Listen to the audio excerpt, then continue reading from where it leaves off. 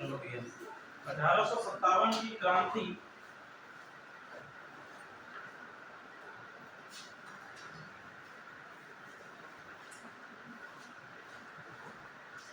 1857 की क्रांति हम लोगों ने कंप्लीट कर ली थी। ठीक है, 1857 की क्रांति इसको हम लोगों ने कहा, या बेसिकली अगर तथ्य पूछा जाए एग्जामिनेशन में, दादा भाई नौरोजी के अनुसार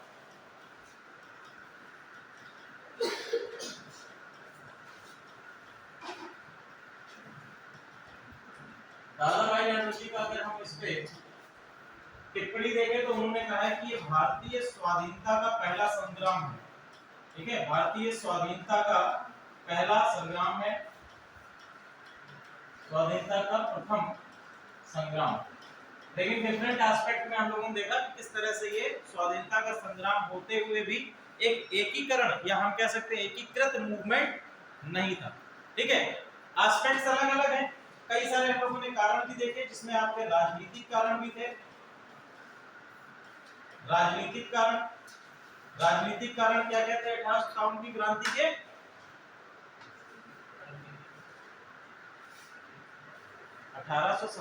की क्रांति का अगर हम कहें कि इसमें राजनीतिक कारण या पॉलिटिकल रीजंस कौन कौन से थे, तो आप लोग क्या कहेंगे?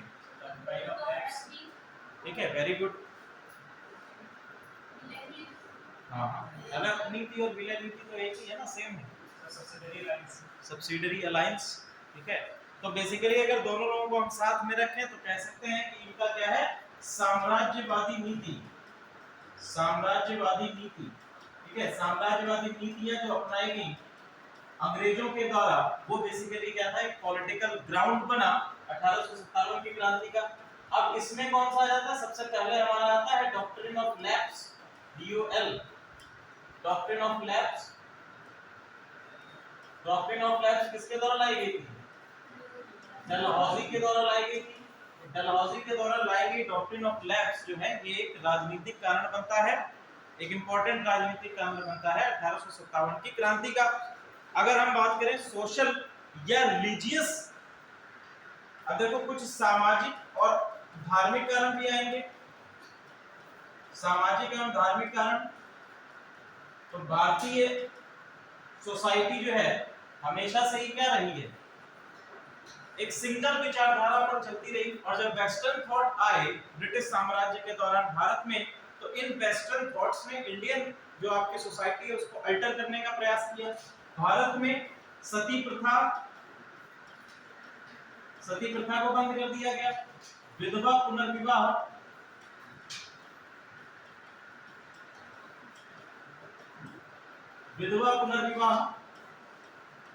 इसके साथ बाल विवाह प्रतिबंध,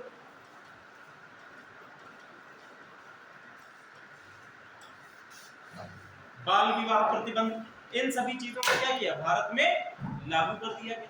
अब इन्होंने जो भारतीय आपके दकियानूसी विचारधारा या हम कह सकते हैं रूढ़िवादी विचारधारा के जो आपका एक समाज है, उनमें क्या ला दिया, ब्रिटिश साम्राज्य के खिलाफ एक रोष की भावना को जागृत कर दिया। ये आपका सामाजिक या धार्मिक कारणों में आ गया। हमने कहा ये एक सामाजिक और धार्मिक कारण है 1857 की क्रांति का। आर्थिक कारणों में अगर हम देखें, आर्थिक कारण या इकोनॉमिकल, आर्थिक कारणों में हमने देखा था कि भैया क्या है, जमींदारी सिस्टम लागू कर दिया, जो आपका टैक्सेशंस लगाए गए। भारतीय किसान मिलेंगे उन पर भारी मात्रा में लगान लगा दिया गया, लैंड टैक्स लगा दिया गया।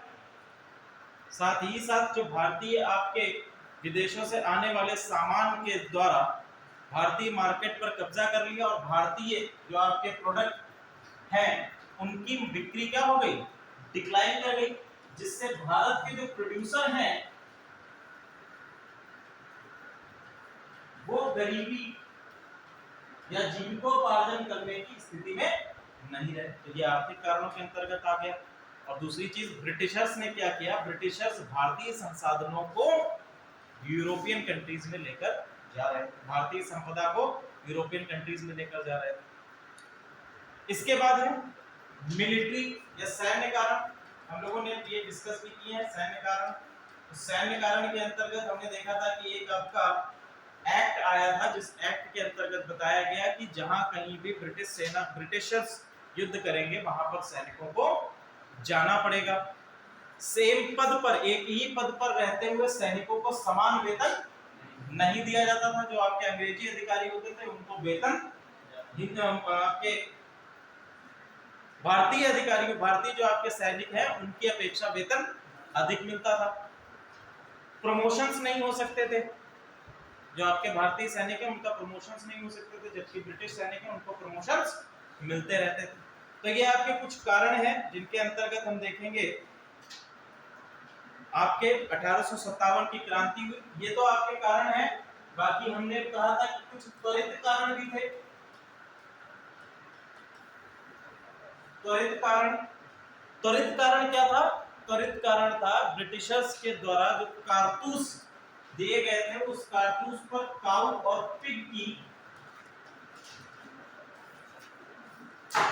फैट का इस्तेमाल किया गया था। इस वजह से क्या हुआ, ब्रिटिशर्स के खिलाफ आपके सैन्य अभियान जारी, मंगल पांडे के द्वारा इसमें क्या कर दिया गया। हालांकि लॉर्ड कैनिंग ने कहा था कि इन कारतूसों को हम वापस ले लेंगे, लेकिन फिर भी तब तक जो है मामला गड़बड़ा चुका था और आपको 1857 क्रांति में मंगल पांडे के द्वारा पहली गोली चला दी गई।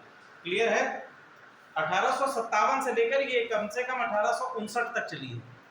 इसी के बीच में गवर्नमेंट ऑफ इंडिया एक्ट आता है 1858। इसके बाद क्या हुआ, गवर्नमेंट ऑफ इंडिया एक्ट, इसको भारतीय शासन अधिनियम कहते हैं।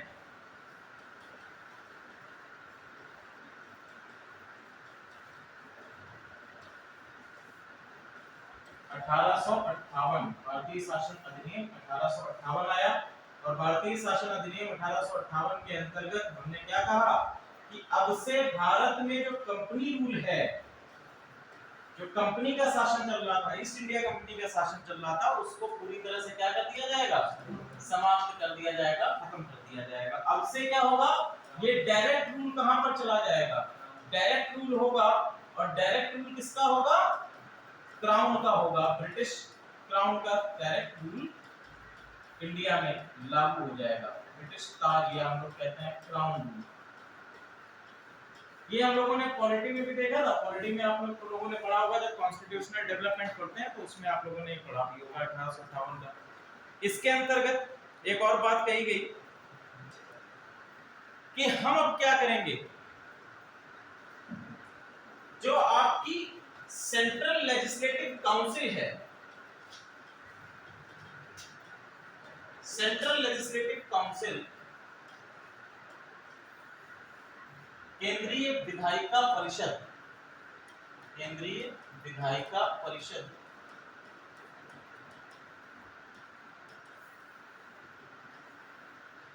इसको हम क्या कर देंगे, इसमें इंडियन मेंबर्स की संख्या को बढ़ाकर कितना कर दिया गया, 16 कर दिया।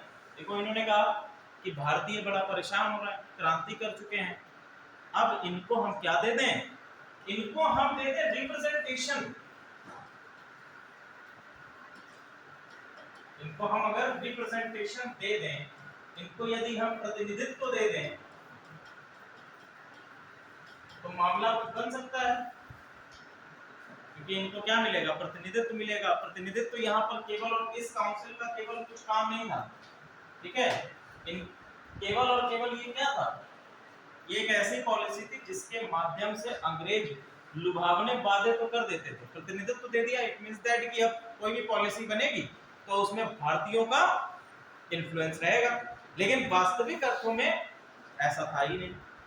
क्लियर है, यहां तक सारी चीज समझ में आ रही है। इस एक्ट के आने से एक और चीज होती है, क्या हुआ, इन्होंने कहा कि अब हम क्या करेंगे, यूनिफिकेशन स्टार्ट करेंगे। यूनिफिकेशन ये क्या, एकीकरण। एकीकरण किसका, एकीकरण ब्रिटिश शासन का। अभी तक क्या था कि ब्रिटिश शासन जो चल रहा था भारत में कंपनी के माध्यम से चल रहा था, तो इन्होंने क्या किया कि कई राजाओं के साथ में संधियां कर रखी थी, कुछ राजाओं को इन्होंने बलपूर्वक अपने शासन में सम्मिलित कर लिया था। अब इन्होंने कहा कि नहीं, ये सब चीजें नहीं चलेगी, अब हम एक सेंट्रलाइज्ड प्रोसेस को फॉलो करेंगे और शासन को क्या करेंगे, सेंट्रलाइज करने का प्रयास करेंगे। तो आप लोग देखेंगे कि 1858 से लेकर 1909 तक जितने भी आपके गवर्नमेंट ऑफ इंडिया एक्ट आए हैं, उनमें सभी में आप देखेंगे कि धीरे धीरे उन्होंने पावर को सेंट्रलाइज करने का प्रयास किया। किसका प्रयास किया है, पावर को सेंट्रलाइज करने का प्रयास किया है, शक्ति के केंद्रीकरण का प्रयास किया है, शक्ति के केंद्रीकरण का प्रयास किया है कि आपकी शक्ति कहां पर पहुंचा दी जाए, केंद्र में पहुंचा दी जाए, सेंटर में पहुंचा दी जाए। जो सेंटर में बंदा बैठा हुआ, जो आपका सेंटर में गवर्नर बैठा है, उस तक सत्ता को पहुंचाया जा सके, उस तक पावर को पहुंचाया जा सके। फिर हम लोग आगे 1909 के बाद जो आपके संविधान जो आपके आते हैं डिफरेंट एक्ट्स, उसमें विकेंद्रीकरण देखेंगे। जब आपका 1919 में मॉर्ले मिंटो रिफॉर्म आया, तो मॉर्ले मिंटो रिफॉर्म में क्या कहा गया, द्वैत शासन लाया गया। तो सत्ता का क्या कर दिया गया, शक्ति का विकेंद्रीकरण कर दिया गया, डिसेंट्रलाइजेशन कर दिया गया। उसके बाद 1935 में आया, तो 1935 में लेजिस्लेटिव काउंसिल आपकी स्टेट में भी बना दी गई और सेंटर में भी बना दिया गया। 1935 में ही उन्होंने क्या कहा, 1935 का जो एक्ट आया था उसके अंतर्गत उन्होंने कहा कि लिस्ट बना दी, स्टेट लिस्ट और सेंट्रल लिस्ट, दो लिस्ट बना दी गई। सेंट्रल जो आपकी स्टेट लिस्ट थी उसके अंतर्गत उन्होंने कहा कि सब्जेक्ट्स का भी बंटवारा कर देंगे, जो ट्रांसफर्ड सब्जेक्ट हो जाएंगे और कुछ आपके स्टैटिक सब्जेक्ट हो जाएंगे। ट्रांसफर्ड सब्जेक्ट, दूसरा क्या टर्म था, रिजर्व सब्जेक्ट, ठीक है। तो ट्रांसफर्ड और रिजर्व सब्जेक्ट हो जाएंगे। तो ये क्या हो रहा है, ये विकेंद्रीकरण, पहले केंद्रीकरण फिर विकेंद्रीकरण, की सत्ता पहले जो पावर है वो खींच के एक जगह पर आएगी, उसके बाद हम उसको बांटते चले जाएंगे। 1935 का जो एक्ट है उसका लगभग 60% हमारे संविधान का हिस्सा भी है, मतलब एज इट इज तो नहीं, लेकिन कुछ कुछ चीजें और कुछ कुछ अवधारणाओं को हमने अपने संविधान में सम्मिलित किया हुआ है। क्लियर है यहाँ तक। इसके साथ साथ भारत में आगमन होता है वेस्टर्न एजुकेशन का। भारत में किसका आगमन हो गया, वेस्टर्न एजुकेशन का, जिसको हम कहते हैं पाश्चात्य शिक्षा। एक कोई लेक्चर मिलेगा तो उसमें हम लोग पाश्चात्य शिक्षा के जो आयोग हैं जो भारत में आए इनके ब्रिटिश शासन काल में, उनको डिस्कस कर लेंगे कि कौन कौन से आयोग भारत में आए, उनके द्वारा क्या क्या डेवलपमेंट्स किए गए, क्या क्या बातें कही गई। तो पाश्चात्य शिक्षा का भारत में क्या हुआ, आगमन हुआ। पाश्चात्य शिक्षा और पाश्चात्य शिक्षा के साथ साथ संस्कृति का आगमन भारत में हुआ। देखो अंग्रेज जो हैं उन्होंने क्या कहा है, अंग्रेजों ने कहा we are the white peoples. अंग्रेज जो है सबसे पहले अगर हम बात करें तो अंग्रेज रेशियल या हम कह सकते हैं रेसिज्म को मानते हैं। रेशियल डिस्क्रिमिनेशन अंग्रेजों के द्वारा सबसे ज्यादा भारत में किया। अंग्रेज अपने आप को जो हम कह सकते हैं कि व्हाइट सुपीरियरिटी पर बल देते थे, व्हाइट सुपीरियरिटी कि भैया जो वेस्टर्न कंट्रीज के व्हाइट पीपल्स हैं they are the superior race, और हम भारत में आए हैं आप लोगों को अनुशासन सिखाने के लिए। आप लोगों को, आप लोग क्या है, अनसिविलाइज्ड हैं, हम आप लोगों को सिविलाइज्ड बनाने के लिए भारत आए हैं। आपको उठना नहीं आता है, आपको बैठना नहीं आता है, आपको खाते कैसे हैं वो नहीं आता है, ये सभी चीजें सिखाने के लिए हम आए हैं यूरोपियन कंट्रीज से, जो आपको वेस्टर्न कंट्रीज है वहां से भारत में आए हैं। लेकिन जब वर्ल्ड वॉर आता है तो वर्ल्ड वॉर के समय आपकी जो सुपीरियरिटी है, जो आपकी व्हाइट प्रेस्टीज है, ये पूरी तरह से क्या हो जाती है, खत्म हो जाती है। पूरे विश्व ने देखा जो आपके व्हाइट पीपल्स है, जो व्हाइट सुपीरियरिटी का ताज लिए घूमते हैं अपने सर पे, वो पूरी तरह से ध्वस्त हो जाता है। कुत्तों की तरह लड़ रहे थे, वेपनाइजेशन होना शुरू हो जाता है। वर्ल्ड वॉर फर्स्ट और वर्ल्ड वॉर सेकंड में एक तो हुआ, कौन इसमें थे, मेन फ्रेम में। मेन फ्रेम में आपके यूरोपियन कंट्रीज ही तो हैं, अमेरिका जो है जाकर जापान पे बम तोड़ देता है। तो ये क्या है? ये वाइट सुपेरियरिटी को दिखाता है? नहीं दिखाता है। आप किसी देश पर परमाणु बम पर हमला कर देते, उसके 2 शहरों को आपने तहस नहस कर दिया, कितनी जाने गई। अमेरिका जैसा कंट्री है जो अभी तक खड़ा हुआ है इन चीजों को लेके, अगर कोई और देश होता तो इतना बड़ा दंश झेलने के बाद वो पूरी तरह से नष्ट हो चुका होता। ठीक है, क्योंकि अमेरिका इकोनॉमिक रूप से क्या है, ऊपर है, इस वजह से जो है उस पर ये दंश लगता नहीं है। लेकिन ये इतना बड़ा दाग है, इसको और कोई कंट्री नहीं झेल पाती कि किसी देश पर आप परमाणु हमला करें। क्लियर है? इसके साथ साथ भारत में जब ये वेस्टर्न एजुकेशन आता है तो भारत में शुरू होता है मॉडर्न नेशनलिज्म।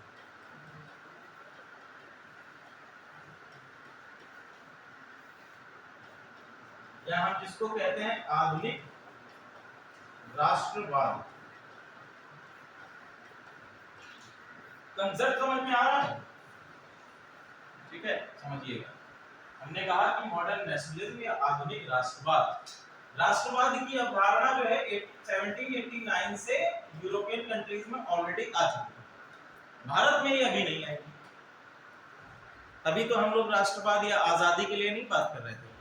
राष्ट्रवाद क्या होता है कि for the welfare of people, हम क्या करें, अपने देश को आइडियोलॉजिकल थॉट्स के आधार पर एक आधार प्रदान करें, देश के प्रति अपना प्रेम रखें और देश क्या हो, सॉवरेन, कैसा हो जाए, सॉवरेन हो जाए, या हम कहें कि संप्रभु हो जाए। मतलब कि देश अपने इंटरनल और एक्सटर्नल डिसीजंस को स्वयं लेने में सक्षम हो, किसी अदर पर्सन का, किसी बाहरी एक्सटर्नल पावर का उस पर इंटरफेरेंस ना होना। तो ऐसी स्थिति को हम कहते हैं कि देश हमारा क्या है, संप्रभु है। अब जब चूंकि भारत में अब क्या आ रहा है, वेस्टर्न एजुकेशन आ रहा है, वेस्टर्न संस्कृति आ रही है, भारतीय जाग गया, भारतीय विचारक हैं, भारतीय जो आपके दार्शनिक हैं इस समय जाग गए, बोले कि ये तो गलत हो रहा है, ये तो हमारे संस्कृति के साथ छेड़छाड़ हो रहा है। जब भी देखो धर्म या संस्कृति पे बात आती है तो भारतीय बहुत जल्दी जाग जाता है, उससे पहले चाहे जितना शोषण करते रहो कुछ नहीं करेगा। ठीक है, तो ये जाग गए, इन्होंने बोला ऐसे तो नहीं चलेगा। तो यहाँ पर धीरे धीरे क्या हुआ, प्रेस का विकास होना शुरू हो गया, विचारक जागे। अब विचारक जागे तो उन्हें अपने विचारों को मास तक पहुंचाना है, जन तक पहुंचाना है, बड़े तबके तक पहुंचाना है। इसके लिए उन्हें क्या स्थापित करना पड़ेगा, मास कम्युनिकेशन।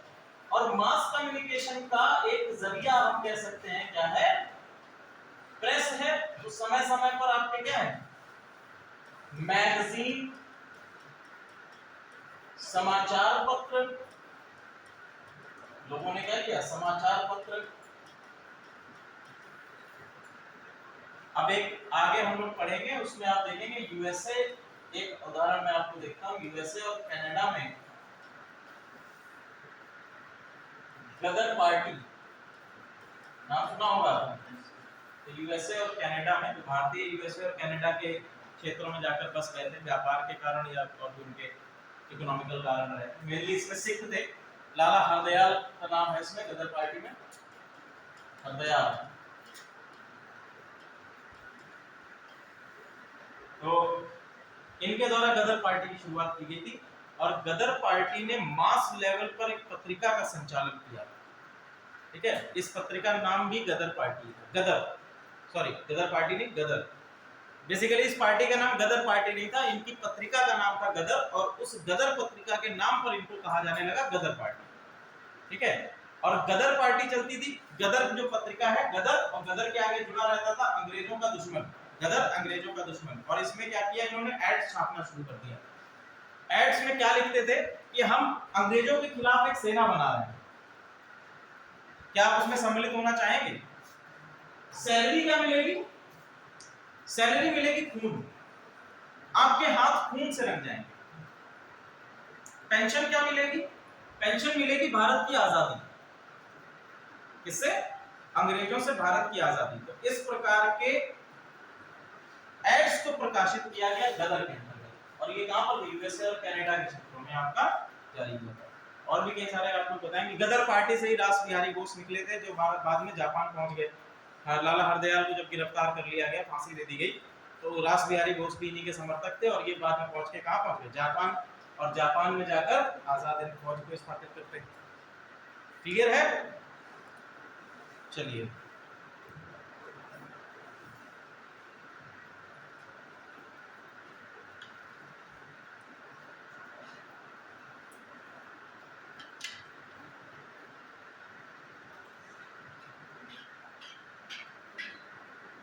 अब जब इतनी सारी चीजें हो रही थी, प्रेस का आ गया, धीरे धीरे क्या हुआ कि भारतीय विचारक और दार्शनिक भी उठने लगे।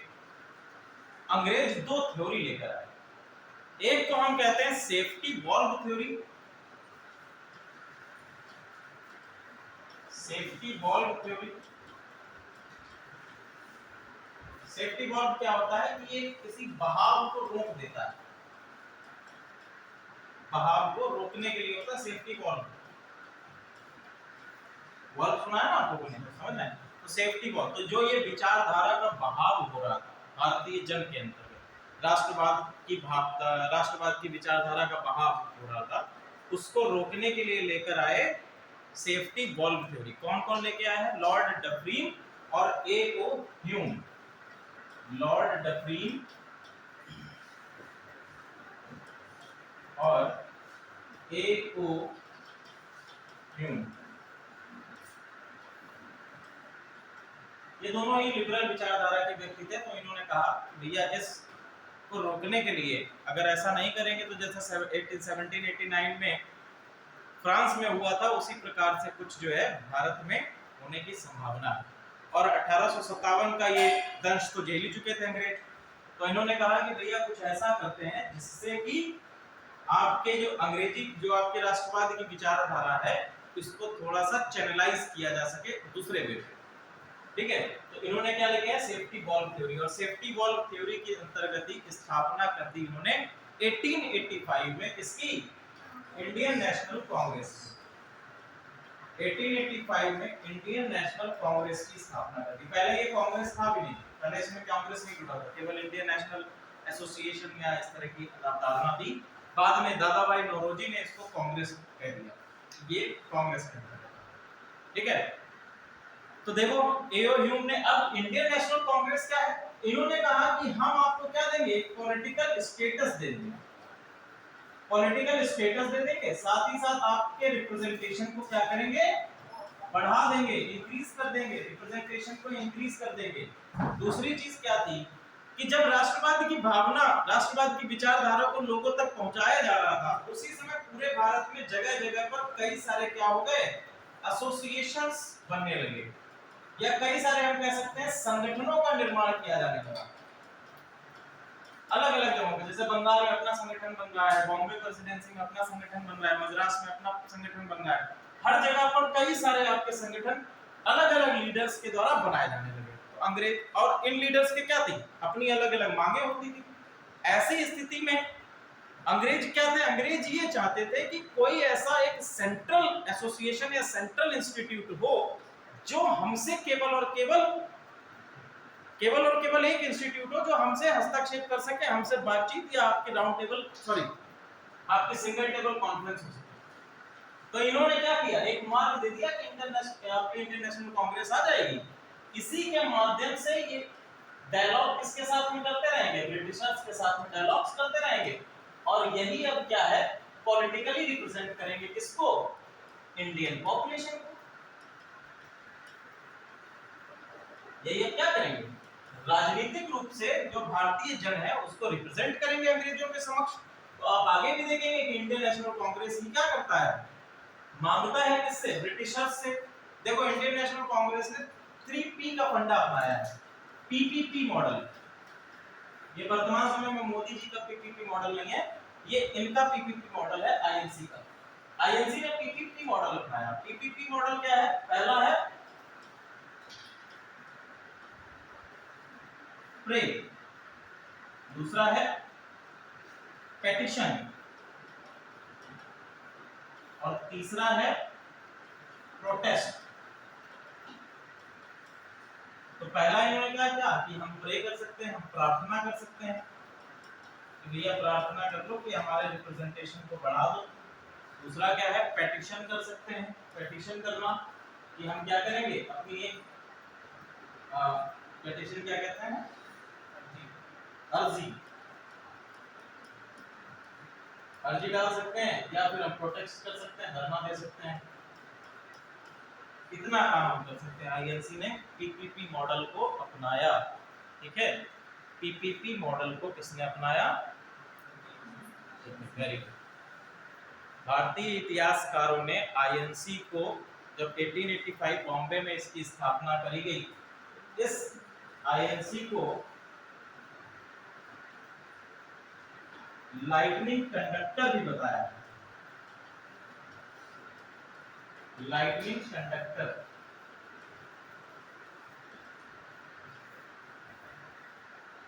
लाइटनिंग कंडक्टर वो होता है ना जो बिजली गिरती है तो उसको अवशोषित करके ग्राउंड कर देता है। लाइटनिंग कंडक्टर हिंदी में क्या कहते हैं उसको? तड़ित चालक। ठीक है, तड़ित चालक बताया गया है आईएनसी को। तड़ित चालक कहने का मतलब क्या है कि कोई भी पॉलिसी ब्रिटिशर्स की आई, उसको आईएनसी जो है ग्राउंड करता है अपने माध्यम से, एक मीडियम बन जाता है। क्लियर है?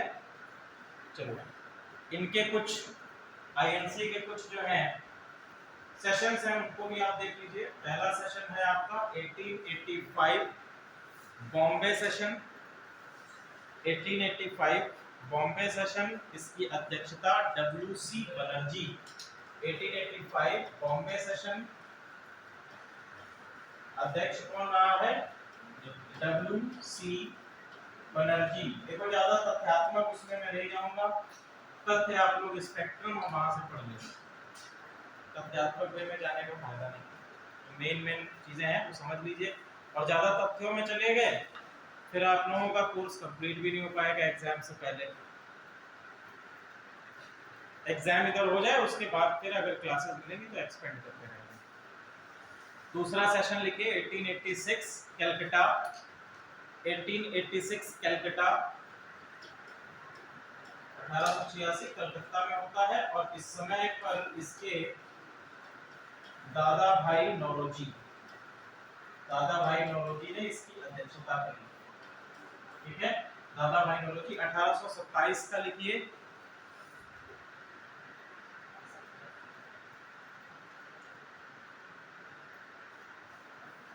1887 मद्रास, 1887 का मद्रास में हुआ है। बदरुद्दीन है, हाँ, बदरुद्दीन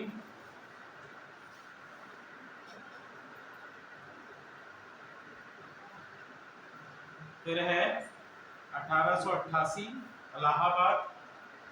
1888 1888 इलाहाबाद।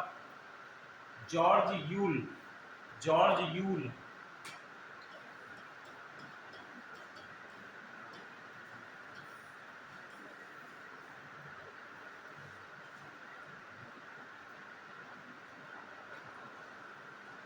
अठारह का कलकत्ता का जो अधिवेशन है दादा भाई नौरोजी के द्वारा लीड किया गया। इसमें एक महत्वपूर्ण मांग उठाई गई। इन्होंने भैया कहा कि हमें एग्जीक्यूटिव और लेजिस्लेशन, एग्जीक्यूटिव और लेजिस्लेशन ये दोनों बॉडीज क्या होनी चाहिए, एक दूसरे से सेपरेट होनी चाहिए। ये केवल आप तथ्य लिख लीजिएगा। कभी कभी पूछ लिया जाता है कि कांग्रेस के किस अधिवेशन में सेपरेट एग्जीक्यूटिव और लेजिस्लेशन की मांग उठाई गई थी, तो आपका 1886 थी। एग्जीक्यूटिव यानी कि आपका कार्यपालिका, पृथक कार्यपालिका एवं विधायिका की मांग, पृथक कार्यपालिका एवं विधायिका की मांग।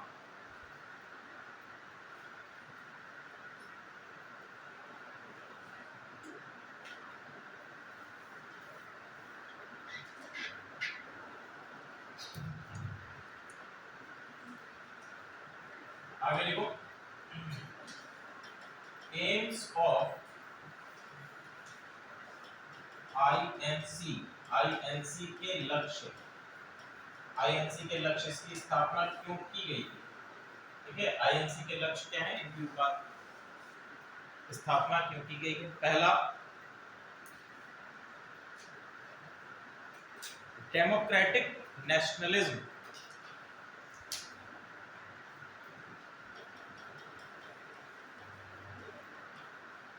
डेमोक्रेटिक नेशनलिज्म,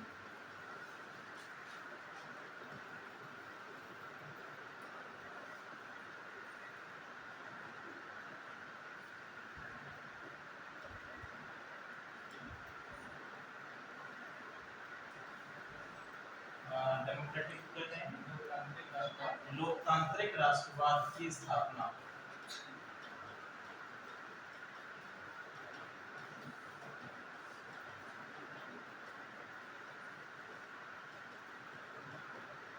बेसिकली क्या था कि आईएनसी क्या चाहता था, भारत में लोकतांत्रिक राष्ट्रवाद को स्थापित किया जाए, यानी लोगों के अंतर्गत लोकतंत्र की भावना को प्रदर्शित किया जाए। लेकिन इनिशियल स्टेज में आप देखेंगे कि लोकतांत्रिक राष्ट्रवाद केवल और केवल सिमट कर कहां पर रह गया था, स्वराज पर रह गया, जबकि जिसमें हम लोगों ने बात करी थी कि भारत को क्या दे दिया जाए, डोमिनियन स्टेटस दे दिया जाए। डोमिनियन स्टेटस दे दिया जाए। डोमिनियन स्टेटस का मतलब पता है? डोमिनियन स्टेटस का मतलब यह है कि जितने भी आपके प्रशासनिक कार्य हैं, सत्ता तो हमारे हाथ में होगी, लेकिन हमारे ऊपर सुपीरियरिटी ब्रिटिशर्स की रहेगी। तो भारत अपने क्षेत्र में अपने इंटरनल चीजों को तो बना सकता है, इंटरनल पॉलिसीज तो बना सकता है, लेकिन जब बात जैसे एक्सटर्नल पॉलिसीज की आ जाएगी तो हमें उनसे पूछना पड़ेगा। तो बेसिकली हमारे पास क्या नहीं है, संप्रभुता नहीं है। हम क्या है, संप्रभुता नहीं है। इसमें अगर भारत को डोमिनियन स्टेट प्राप्त होता या स्वराज प्राप्त होता तो क्या है, भारत को कभी भी संप्रभुता प्राप्त नहीं हो पाती। लेकिन जब पूर्ण स्वतंत्रता की बात आती है तो पूर्ण स्वतंत्रता में आपका डोमिनियन स्टेटस समाप्त हो जाता है। इसमें क्या है कि हम अपने संप्रभुता भी आ जाती है और हम अपने निर्णय बिना किसी इंटरफेरेंस के ले सकते हैं, बिना किसी दबाव के अपने निर्णयों को लेने में सक्षम हो पाते हैं। क्लियर है यहां तक? अगला लिखिए, राजनीतिक शिक्षा। राजनीतिक शिक्षा लिखिएगा, राजनीतिक अवेयरनेस, अवेयरनेस या जागरूकता। जागरूकता 1857 की क्रांति जब मैं आपको पढ़ा रहा था तो उसमें एक कारण मैंने ये भी बताया था कि भारतीयों को अभी भी वेस्टर्न फिलॉसफी या वेस्टर्न मॉडल ऑफ डेमोक्रेसी था, उसके बारे में ज्यादा कुछ पता नहीं था। क्योंकि भारत में अभी तक क्या चलता चला आ रहा था, राजतंत्र चलता चला आ रहा था। कभी डेमोक्रेटिक नेशन या डेमोक्रेटिक जैसी चीजें या लोकतंत्र जैसी चीजें भारत में आई थी? आई नहीं थी। और आई भी थी अगर लोगों के अंदर था भी तो केवल और केवल दार्शनिक या फिर जो आपकी एजुकेटेड सोसाइटी ऑफ इंडिया थी वहां तक सीमित था, ग्रामीण क्षेत्रों में, या फिर आपके जो लोकल रीजन्स हैं वहां पर अभी तक ये अवधारणा थी नहीं। तो भैया आईएनसी से कहा गया कि आप लोगों को क्या करो, आप लोगों के अंतर्गत राजनीतिक जागरूकता को लेकर आओ, और राजनीतिक जागरूकता के अंतर्गत लोगों को लोकतांत्रिक राष्ट्रवाद या लोकतंत्र क्या है, राष्ट्रवाद क्या है, ऐसी भावनाओं को डेवलप करने का प्रयास करें। अगला लिखिए, हेडक्वार्टर ऑफ मूवमेंट्स, आंदोलनों का केंद्र। आंदोलनों का केंद्र,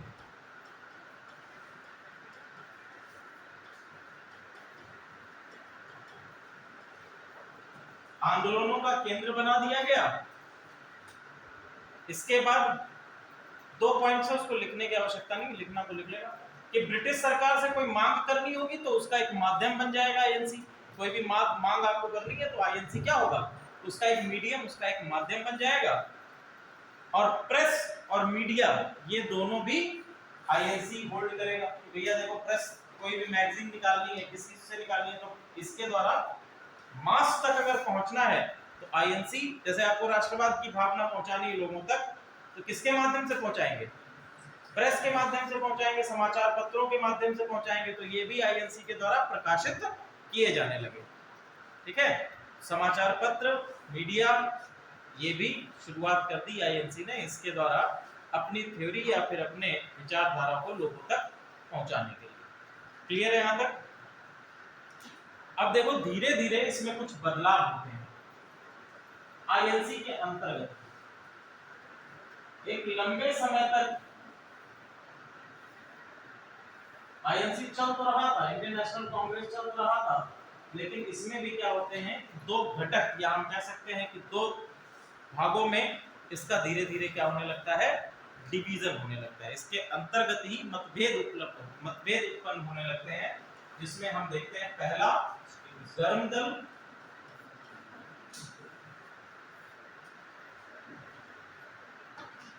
अभी गर्म दल और नरम दल नहीं आएगा, पहला आपका आ जाएगा मॉडरेट्स और दूसरा एक्सट्रीमिस्ट्स।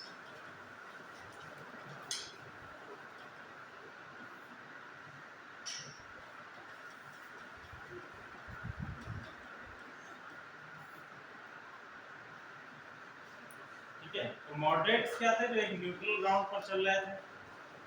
जैसा कि मेन विचारधारा या मौलिक विचारधारा आईएनसी की थी कि हम पीपीपी मॉडल पर चलेंगे,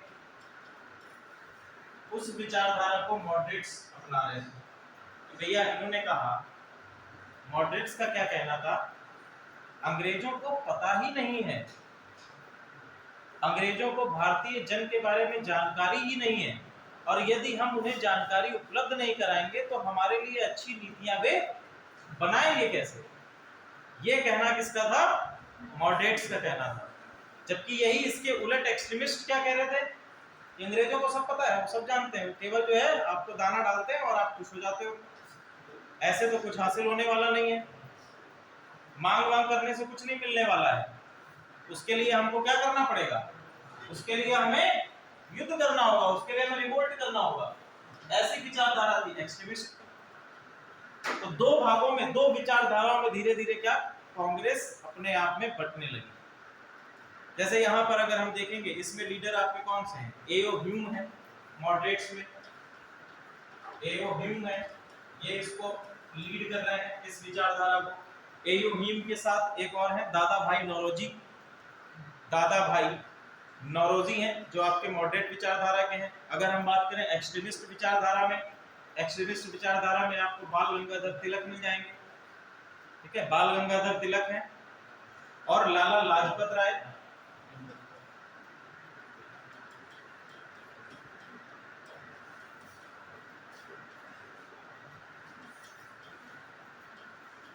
लाला लाजपत राय,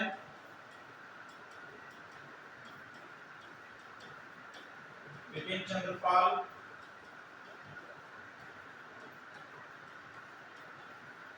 इन्हीं को तो कहा जाता है लाल बाल पाल के नाम से।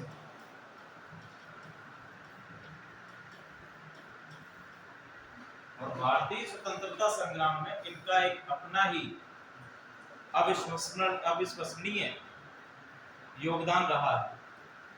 ठीक है, इन तीनों ही लोगों का। अगला टॉपिक डालिए 1905 स्वदेशी मूवमेंट। 1905 स्वदेशी मूवमेंट।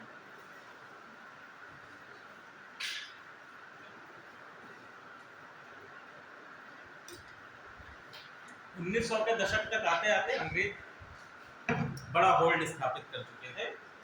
1892 में भी एक एक्ट आया था सिविल सेवा के लिए, उसमें बात कही गई थी। 1892 का एक्ट वो आप लोगों ने पढ़ा ही होगा ऑलरेडी, एक बार मैं पढ़ा चुका हूँ, पॉलिटी वाली मैम भी एक बार पढ़ा चुकी होगी, मैंने 2 बार पढ़ाया है 1892 का एक्ट क्लास में। पॉलिटी वाली मैम नहीं पढ़ाया होगा, तो उसके अंतर्गत सिविल सर्विसेज की मांग की गई थी कि भैया देखो ऐसा है कि सिविल सर्विसेज का एग्जाम भारत में भी होना चाहिए।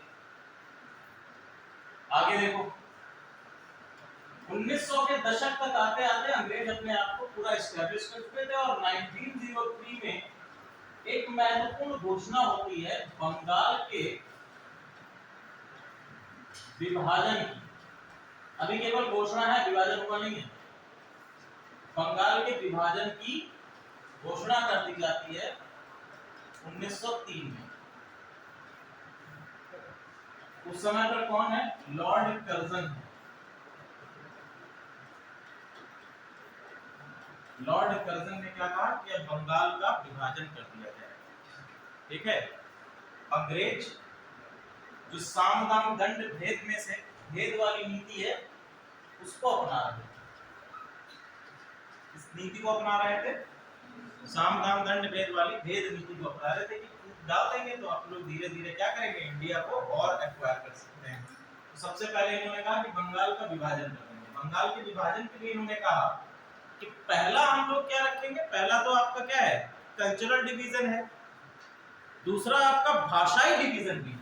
दूसरा इन्होंने कहा कि भाषाई आपका डिवीजन भी है, तो इन्होंने कहा कि भैया हिंदी भाषी हैं, सॉरी बांग्ला भाषी हैं, उड़ीसा के पार्ट में रहने वाले कुछ उड़िया भाषी हैं, और जो आपका ईस्टर्न बंगाल है वहां पर कौन रह रहे हैं, उर्दू भाषी हैं। बेसिकली क्या है कि ये वो लैंग्वेजेस हैं बांग्ला और उड़िया जो कि बेसिकली बोली जा रही हैं हिंदू सोसाइटी के द्वारा। अगर यहाँ चले जाएं तो यहाँ पर क्या है, मुस्लिम सोसाइटी है। तो ये इन्होंने क्या करने का प्रयास करा कि भाषा के माध्यम से रिलीजियस डिवीजन को लाने का प्रयास किया।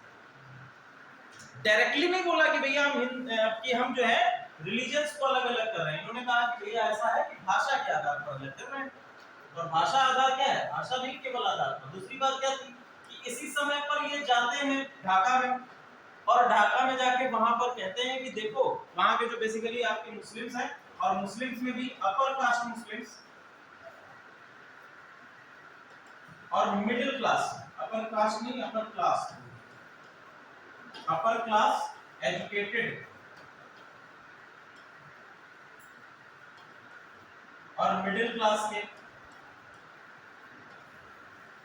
अपर क्लास और मिडिल क्लास के जो मुस्लिम्स थे वो इनकी बातों में आ गए। बोले हाँ, तो इनसे बोला कि देखो ऐसा है कि आप लोगों का रिप्रेजेंटेशन उतना नहीं है कि जितना आईएनसी का रिप्रेजेंटेशन है। आप लोगों का रिप्रेजेंटेशन है ही नहीं। आप लोगों को क्या होना चाहिए, डिफरेंट आपको मिलना चाहिए, और हम आपको डिवीजन कर देंगे तो इससे क्या होगा, इससे एडमिनिस्ट्रेशन में आसानी आ जाएगी, एडमिनिस्ट्रेशन में आसानी आ जाएगी, प्रशासनिक रूप से आसानी आ जाएगी, दो हिस्से हो जाएंगे, दो जगह हो जाएंगी, तो आप लोगों का बेटरमेंट हो सकता है, आप लोगों का डेवलपमेंट हो सकता है।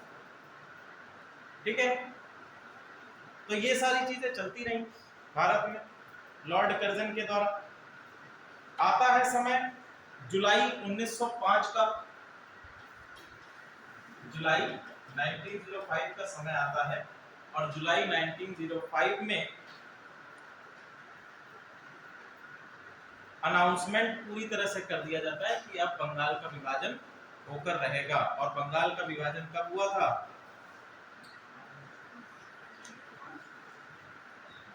1905 में ही हुआ था, अक्टूबर 16, 1905। ठीक है, अक्टूबर 16, 1905 में बंगाल का विभाजन कर दिया गया। अक्टूबर 16, 1905 में। अब ये भारतीय दार्शनिकों और भारतीय जो आपके एजुकेटेड पीपल्स हैं, आईएनसी है, आईएनसी भी कहती रही कि देखो ऐसा है, आईएनसी भी कहती रही कि आप बंगाल में विभाजन मत करिए, मांग कर रही थी, प्रे कर रही थी, पेटिशन दे रही थी, लेकिन अंग्रेज नहीं माने। अंततः डिवीजन हो गया, बंगाल का विभाजन भी हो गया। 1905 में ही एक घटना होती है, 7 अगस्त 1905 में कलकत्ता टाउन हॉल में, 7 अगस्त 1905 से कलकत्ता टाउन हॉल में एक मीटिंग ऑर्गेनाइज की गई, और इसमें बात क्या कही गई कि देयर शुड बी बॉयकॉट किया जाना चाहिए, जो भी आपके विदेशी वस्तुएं हैं उनका क्या किया जाना चाहिए, बॉयकॉट, बहिष्कार किया जाना चाहिए। और यहीं से आपकी शुरुआत होती है स्वदेशी मूवमेंट की। स्वदेशी मूवमेंट या स्वदेशी आंदोलन जो आपका है यहीं से शुरू हो जाता है। स्वदेशी आंदोलन आपका यहीं से शुरू होता है, वर्तमान समय में अभी तक चल रहा है। 1905 से शुरू हुआ था और अभी तक हम बात वही करते आए हैं कि भैया आत्मनिर्भर बनो, ठीक है। आत्मशक्ति, इसमें बात करी गई थी आत्मशक्ति की।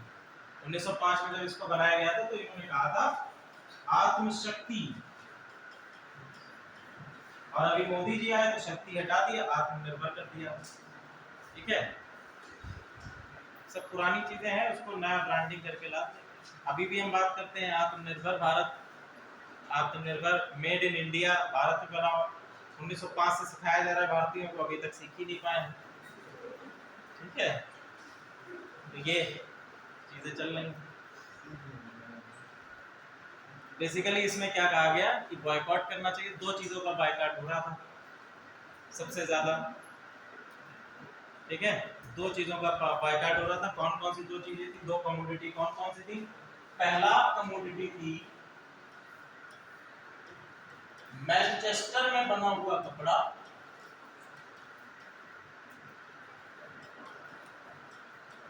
और दूसरी थी लिवरपूल का नमक।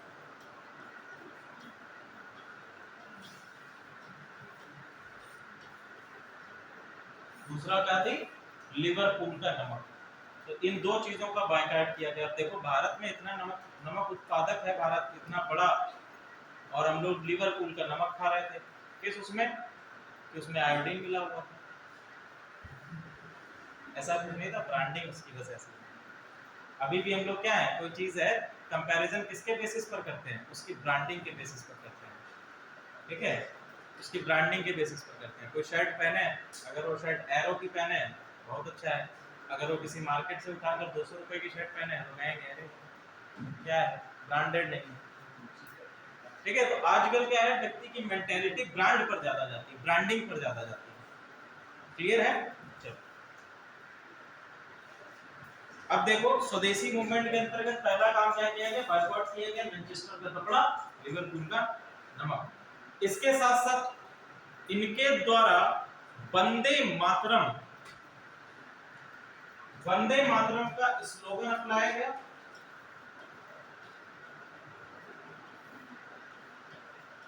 वंदे मातरम, और वंदे मातरम के साथ साथ इन्होंने राखी उत्सव, ये बहुत ही इंपॉर्टेंट है, राखी उत्सव मनाया बंगाल के क्षेत्र में, ठीक है। राखी उत्सव मनाने का क्या आशय है? देखो बेसिकली राखी उत्सव का मनाने का आशय था भाईचारे, भाईचारे को बढ़ाना, भाईचारे को बढ़ावा देना, हिंदू मुस्लिम एकता को बढ़ाना। तो इसमें किया ये गया था कि हिंदुओं ने मुस्लिमों के हाथों पर राखी बांधी और मुस्लिमों ने हिंदुओं के हाथों पर राखी बांधकर इस महोत्सव को, इस उत्सव को मनाया गया ताकि भारत में हिंदू मुस्लिम एकता को एक बार फिर से एस्टैब्लिश किया जा सके, जिसमें अंग्रेज सेंध लगाने का प्रयास कर रहे थे, ठीक है। इसके बाद इसके साथ साथ अमार सोनार बांग्ला, अमार सोनार बांग्ला,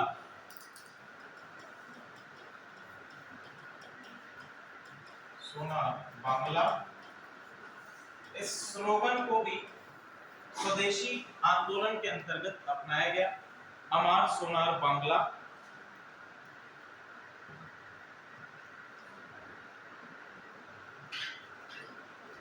और यहीं पर 1905 में ही कांग्रेस के एक लीडर हैं, नेता हैं, गोपाल कृष्ण गोखले, गोपाल कृष्ण गोखले, ये देते हैं क्या? स्वराज की बात कहते हैं, पहली बार बोलते हैं स्वराज। अभी हम देखेंगे बाल गंगाधर तिलक भी स्वराज के बारे में कहेंगे। गोपाल कृष्ण गोखले ने बोला स्वराज की बात कही, लेकिन उनका स्वराज और इनका स्वराज थोड़ा सा डिफरेंट है, उसको भी हम लोग बात करेंगे। गोपाल कृष्ण गोखले 1905 स्वराज की बात करते हैं।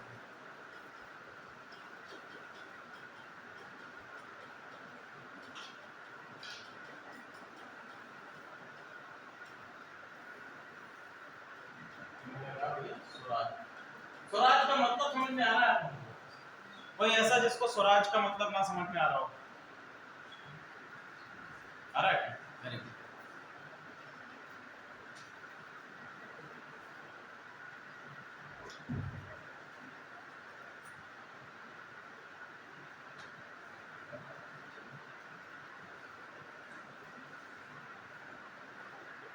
बायकॉट हो गया, ये हो गया। इसमें एक और चीज है कि इन्होंने एडमिनिस्ट्रेशन और जुडिशरी इन दोनों जगह पर बायकॉट करने की बात करी गई। दूसरा इन्होंने कहा जितने हमारे पीपल सेंट्रल लेजिस्लेटिव काउंसिल में हैं वहां से भी आप क्या कर दीजिए, बायकॉट कर दीजिए, वहां से भी अपने आप को क्या निकाल दो। जुडिशरी में जो लोग हैं वहां से भी निकाल लीजिए। आत्मशक्ति की बात करी गई। एक और चीज पर बल दिया गया वो था आपका स्वदेशी शिक्षा पर। स्वदेशी शिक्षा पर बल दिया गया। अभी हमने कहा कि भैया वेस्टर्न एजुकेशन पॉलिसीज लाई गई, इसके अंतर्गत अंग्रेजी शिक्षा और पाश्चात्य शिक्षा को प्रमोट किया गया। तो स्वदेशी आंदोलन के अंतर्गत स्वदेशी शिक्षा पर बल दिया गया और इसके लिए बंगाल में एक इंस्टीट्यूट की स्थापना भी की गई। रविंद्रनाथ टैगोर का इंस्टीट्यूट है, सॉरी इंस्टीट्यूट का नाम है बंगाल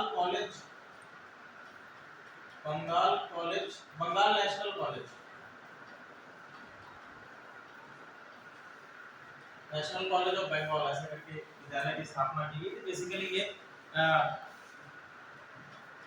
रविंद्रनाथ टैगोर के शांति निकेतन, रविंद्रनाथ टैगोर का जो शांति निकेतन है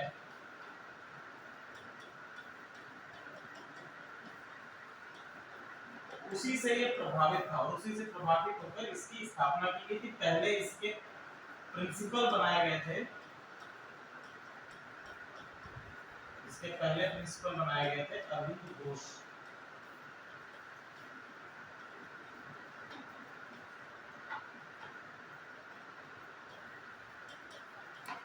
इनका नाम औरबिंदो घोष है, बेसिकली अरविंद घोष को बोलते हैं। अरविंद घोष पहले प्रिंसिपल बनाए गए। तो स्वदेशी शिक्षा को बल दिया गया।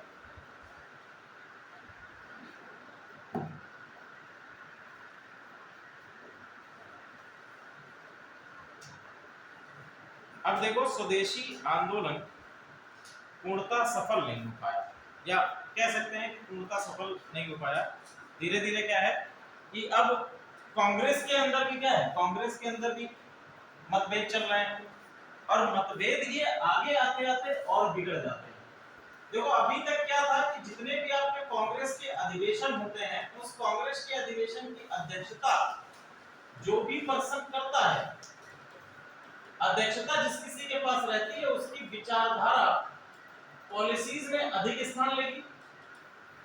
अगर हम ये कह दें कि भैया कोई मान लीजिए एक समिति बनाएगी और उस समिति का एक अध्यक्ष है, तो समिति के द्वारा जो निर्णय लिए जाएंगे उन निर्णयों में जो विचारधारा रहेगी वो अध्यक्ष की प्रमुखता रहेगी। ठीक है, क्योंकि अध्यक्ष निर्णय ले रहा है तो उसको जो पसंद आएगा वो बोलेगा कि भाई ऐसा कर लो, या जो बातें वो बताएगा वो अपनी विचारधारा पर बताएगा। और अभी तक जो अध्यक्ष रहे थे वो आपके बेसिकली किससे रहे थे, मॉडरेट पक्ष से रहे थे, जो आपके नरम पक्ष से थे। और गरम दल वाले क्या चाहते थे कि जो आपके अधिवेशन हो रहे हैं इसमें एक्सट्रीमिस्ट पक्ष के लीडर्स भी अध्यक्षता करें। मॉडरेट पक्ष जो था ये ऐसा चाहता नहीं था। अभी तक क्या था कि अध्यक्ष का चुनाव किया जाता था, जो आपके समिति बनाई गई थी इंडियन नेशनल कांग्रेस के अंतर्गत आने वाले अधिवेशन के लिए चुनाव की प्रक्रिया होती थी। तो इन्होंने कहा, और दादा भाई बाल गंगाधर तिलक जो है ये इसमें जो जीतने वाले थे। 1906 में होना था, 1906 में अधिवेशन होना था और 1906 के अधिवेशन के लिए 1905 में हमने कहा कि स्वदेशी रेजोल्यूशन आ चुका था, 1906 में अगला होना था। अब स्वदेशी आंदोलन चल रहा है और स्वदेशी आंदोलन के अंतर्गत कांग्रेस लीडर्स का कहना है कि हम अभी भी ट्रिपल पी मॉडल पे काम करेंगे, जबकि एक्सट्रीमिस्ट कह रहे थे कि नहीं ऐसा कुछ नहीं होगा, आप क्या करो सीधे सीधे बॉयकॉट करना शुरू कर दो। मॉडरेट कह रहे थे कि नहीं लेजिस्लेटिव काउंसिल में रहिए और उस तंत्र के अंदर रहते हुए आप सपोर्ट करेंगे हमें, और तंत्र के अंतर्गत रहते हुए जब आप तंत्र के अंतर रहेंगे तो तंत्र को आपको तोड़ना आसान हो जाएगा। ये मॉडरेट कह रहे थे तुम साथी मत दो। एक दिन मैंने क्लास ले रहा था तो मैंने ये बात आपसे कही भी थी कि अंग्रेज यदि भारत में खुद को एस्टैब्लिश कर पाए हैं तो किसके थ्रू एस्टैब्लिश कर पाए हैं, भारतीयों के सहयोग के द्वारा। तभी तो गांधी जी को नॉन कॉर्पोरेशन मूवमेंट चलाने की जरूरत पड़ी, असहयोग आंदोलन। आप सहयोग करोगे ही नहीं तो चलेंगे कैसे? उनका तंत्र, उनका जो आपका पूरा स्ट्रक्चर है वही फेल कर जाएगा। अब 100 अंग्रेज मिलकर एक देश पर थोड़ा ना काम करेंगे। 100 भाई बहुत ज्यादा, 1000, 2000, 10,000 हो गए। तो भारतीय इतनी बड़ी पॉपुलेशन के सामने अंग्रेज तो कम थे ना, वो पूरा अपना स्ट्रक्चर कैसे बना पाएंगे? लेकिन भारतीयों की क्या थी, भारतीय सहयोग कर रहे थे, तभी तो अपने आप को स्टैब्लिश कर पाए। तो 1906 में ये बात हुई कि एक्सट्रीमिस्ट पक्ष का एक लीडर, एक्सट्रीमिस्ट पक्ष का एक व्यक्ति इनका अध्यक्ष बनना चाहिए। बाल गंगाधर तिलक जीत रहे थे, इन्होंने नॉर्म्स ही बदल दिए। इन्होंने कहा कि जहां पर ये अधिवेशन हो रहा है, जिस क्षेत्र में, उस क्षेत्र का व्यक्ति अध्यक्ष बन ही नहीं सकता। और ये होना कहा था 1906 का, ये होना था महाराष्ट्र में। बाल गंगाधर तिलक महाराष्ट्र से बिलोंग करते थे, तो इनको क्या कर दिया गया? डिस्क्वालीफाई कर दिया गया। और दूसरी चीज, इनकी जगह पर एक ऐसे नेता को खड़ा कर दिया गया कि बाल गंगाधर तिलक कुछ कह ही नहीं पाए। इनकी जगह पर लाकर खड़ा कर दिया गया दादा भाई नौरोजी को। कोई और छोटा मोटा लीडर होता तो शायद जो है बाल गंगाधर तिलक जी भड़क जाते, लेकिन क्योंकि ये कांग्रेस के दादाजी थे, तो इन्होंने कहा कि अरे आप आ गए तो आपके सामने तो कुछ कह ही नहीं सकते हैं, आप करिए। अगले साल बन जाएंगे, अगले साल फिर वही बात। 1907 आया और 1907 का ये अधिवेशन होना था सूरत में, ठीक है? ये अधिवेशन हुआ सूरत में, और इसको सूरत स्प्लिट के भी नाम से जानते हैं। किसके नाम से? सूरत स्प्लिट के नाम से भी जानते हैं। सूरत में हुआ, इसको क्या कहते हैं? सूरत स्प्लिट। स्प्लिट को हिंदी में क्या कहेंगे? वो लिखिए। स्प्लिट मतलब विभाजन हो जाना, सूरत विभाजन के नाम से भी जानते हैं। तो सूरत विभाजन में, सूरत का विभाजन नहीं हुआ है, किसका विभाजन हुआ है?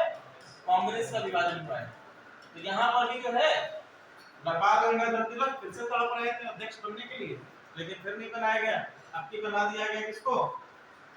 रासबिहारी बोसी को।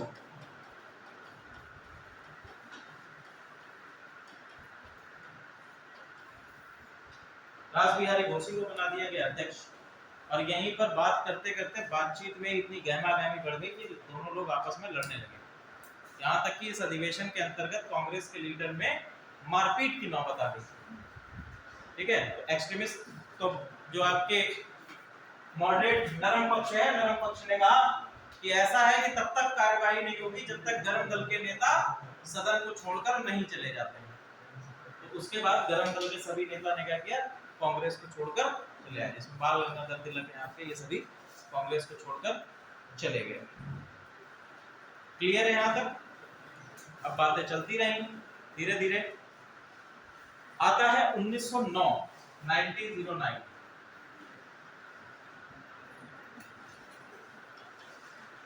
1909 आ जाता है, और 1909 में क्या हुआ था?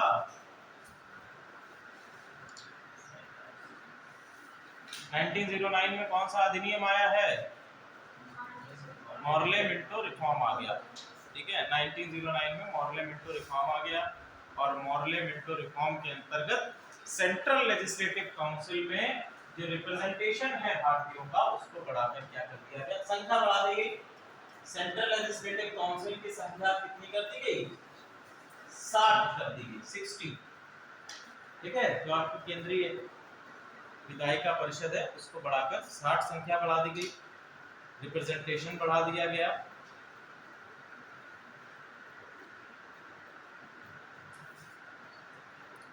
अब देखो, जो सबसे घातक चीज इसमें अंग्रेज लेकर आए थे वो है आपका पृथक निर्वाचन मंडल। देखो, पृथक निर्वाचन मंडल, एक होता है आपका संयुक्त निर्वाचन मंडल।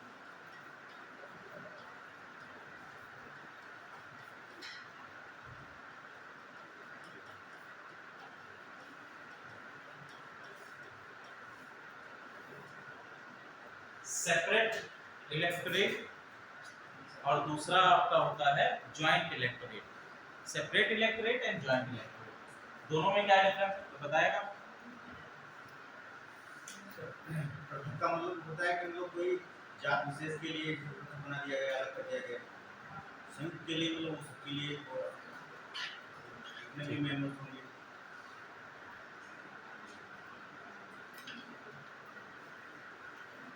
देखो दोनों सेम, अंतर हम बताते हैं केवल धागे पर का अंतर है, लेकिन ये जो है ज्यादा खतरनाक है, ये इतना खतरनाक है। पृथक निर्वाचक मंडल और संयुक्त निर्वाचक मंडल में क्या होता है? ये मान लीजिए एक आपका कॉन्स्टिट्यूएंसी है। कॉन्स्टिट्यूएंसी सभी को पता है, एक ऐसा भौगोलिक क्षेत्र जिसमें भौगोलिक क्षेत्र डिफाइन कर दिया जाता है, उसका लीडर चुन लिया जाता है। कॉन्स्टिट्यूएंसी बस इतना ही है। जैसे आपका विधानसभा क्षेत्र होता है, एक एमएलए का कार्य करने का एक भौगोलिक क्षेत्र होता है, भौगोलिक क्षेत्र डिफाइन कर लो, कॉन्स्टिट्यूएंसी हो गई। अब कॉन्स्टिट्यूएंसी में एक लीडर का चयन किया जाना है, एक रिप्रेजेंटेटिव का चयन किया जाना है, ठीक है। हमने कह दिया कि यहाँ पर ये सीट जो है उसको हम क्या कर देंगे, रिजर्व कर देंगे। किसके लिए रिजर्व कर देंगे? किसी पर्टिकुलर एंटिटी के लिए या किसी पर्टिकुलर समुदाय से बिलोंग करने वाले पर्सन एक्स से रिप्रेजेंट कर देंगे। हमने क्या कहा कि भैया एक्स को हम क्या कर देंगे, यहाँ पे रिजर्व कर दिया। अब जब सेपरेट इलेक्टोरेट की बात करेंगे, जब पृथक निर्वाचक मंडल की बात करेंगे, तो एक्स कम्युनिटी का ही पर्सन खड़ा होगा और एक्स कम्युनिटी के ही लोग क्या करेंगे, इसको वोट करेंगे। समझ में आ गया? तो जब 1909 के अधिनियम के अंतर्गत मुस्लिम्स को सेपरेट इलेक्टोरेट दे दिया गया, इट मींस दैट कि अब इस कॉन्स्टिट्यूएंसी से केवल मुस्लिम पर्सन ही खड़ा होगा और मुस्लिम जितने भी आपके मुस्लिम समुदाय के व्यक्ति हैं, जो मुस्लिम पॉपुलेशन है, वही क्या करेगी, वोट देगी। संयुक्त निर्वाचक मंडल में क्या होता है कि एक व्यक्ति मान लीजिए एक्स है, सीट आपकी रिजर्व हो गई। सीट क्या हो गई, रिजर्व हो गई कि भैया देखो एक्स समुदाय का ही व्यक्ति खड़ा हो सकता है, लेकिन वोट कौन कौन करेगा? वोट इसमें एक्स भी करेगा, वाई भी करेगा, जेड भी करेगा, ए भी करेगा, बी भी करेगा। मतलब जितनी पॉपुलेशन है इस पूरे इलेक्टोरेट में, इस कॉन्स्टिट्यूएंसी में, वो सभी वोट करेगी, लेकिन पर्सन केवल इस समुदाय का चुन लिया जाएगा। तो रिप्रेजेंटेशन यहां पर अधिक है, यहां पर अधिक है। लोगों की अगर बात करें, पॉपुलेशन की रिप्रेजेंटेशन की बात करें, तो इसमें पॉपुलेशन का रिप्रेजेंटेशन अधिक मिलेगा कि इसमें अधिक मिलेगा? इसमें अधिक मिलेगा, क्योंकि इसमें सभी जनता क्या कर रही है, वोट कर रही है। यहाँ पर केवल पर्टिकुलर आपका कम्युनिटी ही वोट कर रही है। इट मींस दैट कि बाकी जो आपकी कम्युनिटी के पीपल्स हैं, उनके अंदर क्या होगा, रोष की भावना उत्पन्न हो जाएगी। ये क्या होगा, डिवीजन का एक मीडियम बन जाएगा, माध्यम बन जाएगा। क्लियर है? आज हम लोग यहीं तक करेंगे, नेक्स्ट क्लास में आगे डिस्कस करेंगे।